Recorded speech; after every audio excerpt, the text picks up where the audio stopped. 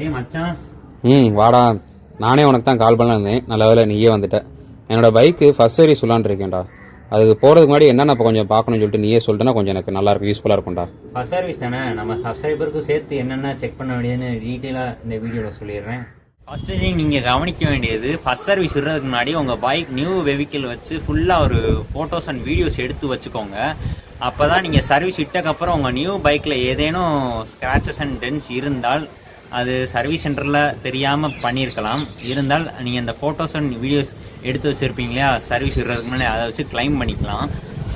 Second thing நீங்கள் பார்க்க வேண்டியது, பைக்கில் பிரேக் ஃப்ளூயிட் ஆயில் சேஞ்ச் பண்ணிக்கலாம்னு செக் பண்ணிக்கோங்க.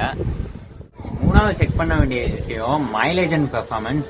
நீங்கள் எதிர்பார்க்குற மைலேஜ் அண்ட் பெர்ஃபார்மன்ஸ் செக் பண்ண வேண்டிய சரியான நேரம் ஃபர்ஸ்ட் சர்வீஸ் எடுத்ததும் தராது. ஃபர்ஸ்ட் சர்வீஸ்க்கு அப்புறம் தான், ஃபர்ஸ்ட் 1000 கிலோமீட்டருக்கு அப்புறம் தான் இந்த மைலேஜ் அண்ட் பெர்ஃபார்மன்ஸ் செக் பண்ணி பார்க்கலாம்.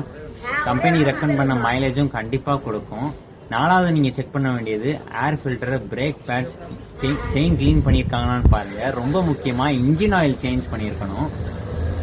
அஞ்சாவது நீங்கள் செக் பண்ண வேண்டியது, சர்வீஸ் விட்டதுக்கப்புறம் இண்டிகேட்டர், ஹார்ன்லாம் ப்ராப்பராக ஒர்க் ஆகுதா, பேட்டரி கரெக்டாக ரீசார்ஜ் பண்ணியிருக்காங்கன்னு செக் பண்ணி பாருங்கள்.